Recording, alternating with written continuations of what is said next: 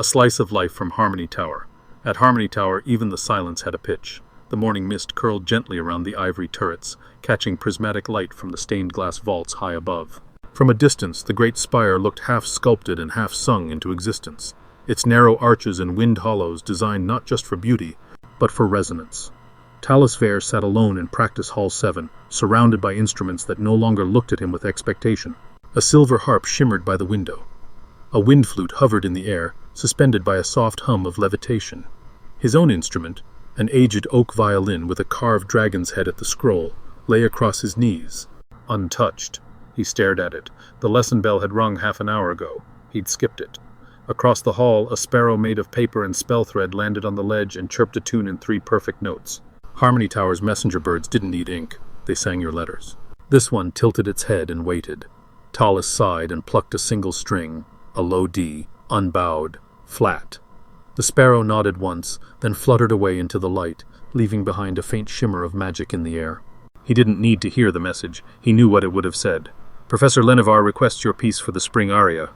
He wasn't ready. 2 floors down, Letham Iron, one of the tower's windwrights, was in the process of adjusting a skyhorn embedded in the eastern archway.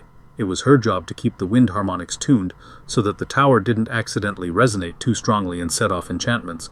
The last time someone ignored a drift whistle, 3 choral benches had levitated into the ceiling and refused to come down for a week. She paused in her adjustments, turning toward the distant sound of violin string from Practice Hall 7. "Again?" she murmured. The tone had been uncertain, but not without promise. She made a mental note to check the hall later, once the afternoon's ether draft settled. That evening, just before dusk, Tallis remained in the hall. He'd eaten nothing, slept less. But in the span of hours, something had changed.